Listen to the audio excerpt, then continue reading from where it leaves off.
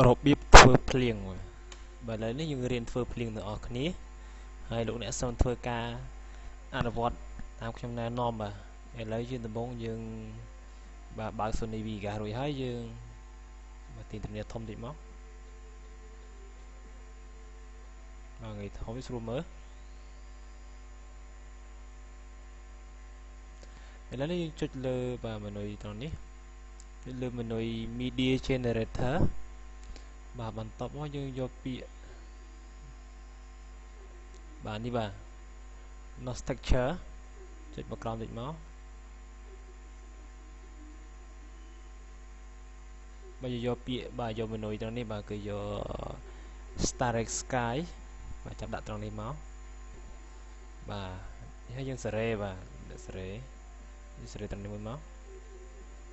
បាទត្រង់នេះអស់មក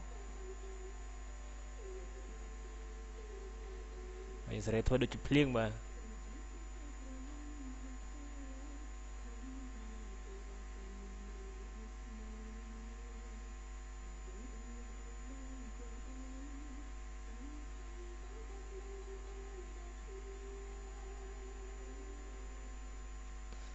បាទបន្ទាប់មកយើងសេរីមើលមកដូចភ្លៀងមកបាទបន្តយើងសេរី color បាទពណ៌វាគឺទៅនេះបាទ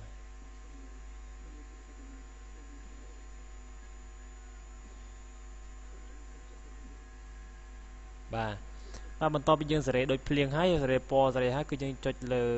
បាទ animate បាទចុចត្រង់នេះបាទចុចពីនេះបន្ទាប់មកយើងបាទចុចត្រង់នេះមួយគឺសេរីវាមិនចលនាដូចភ្លៀងបាទសេរីត្រង់នេះមកហើយយើងចាប់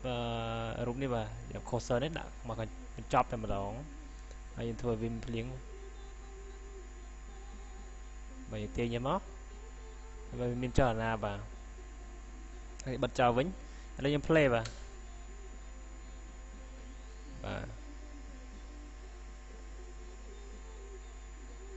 វាធ្លាក់ដូចភ្លៀងអញ្ចឹង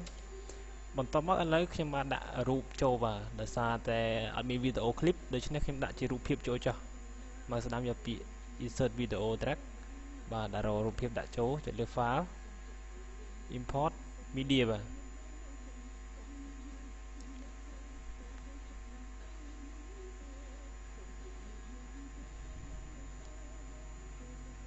បាទចុចលើរូបនេះមួយ open ចាប់រូបនេះដាក់បាទហើយទាញស្មើគ្នាប៉ុន្តែគាត់ថាយើងមើលអត់ឃើញភ្លៀងទេដូច្នេះយើងចុចត្រង់នេះបាទនិមិត្តសញ្ញាពណ៌គ្នានេះបាទ compositing ចុចត្រង់នេះមួយមកយើងយកពាក្យបាទ screen បាទពាក្យ screen ដើម្បីវាលេចភ្លៀងមកហើយយើង play លោមើលបាទចាក់លោមើលបាទឃើញវាធ្លាក់មកបាទបន្តមកទៀតយើងដាក់សំឡេងបាទគឺដាក់ជា sound របស់វាចូលមកចុចលើ file media import media បើយើងរកបទចម្រៀងបទភ្លេង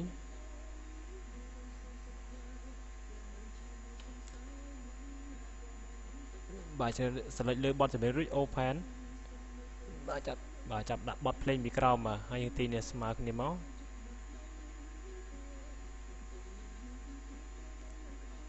ឥឡូវយើង play បាទ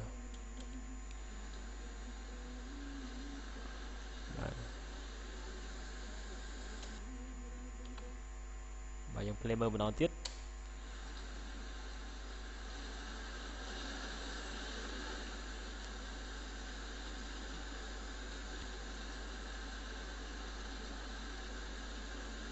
បាទតនេះគឺយើងសេរីសំឡេងភ្លៀងសំឡេងទឹកភ្លៀងធ្លាក់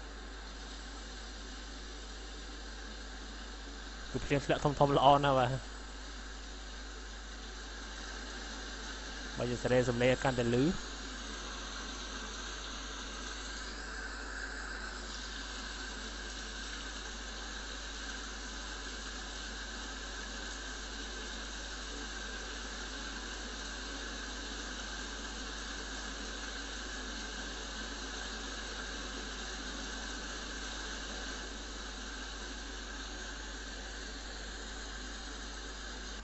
បាទបន្ទាប់ពីយើងធ្វើត្រឹមត្រូវហើយយើង select លើវាដើម្បី save បាទ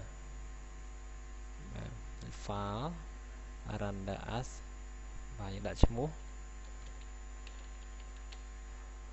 តមក complete រកអ្នករើស file បាទ file mpg1 នេះ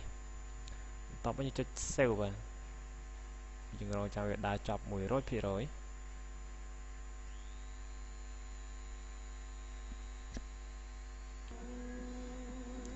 បន្ទាប់ទៅ close បាទគឺយើង close វាបាទឥឡូវយើងចាក់មើល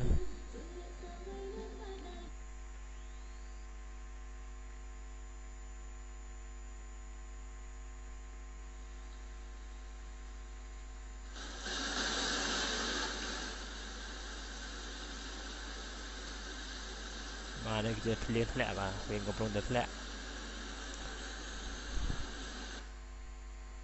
បាទបន្តិចទៀតលោកអ្នកនឹងអនុវត្តមេរៀន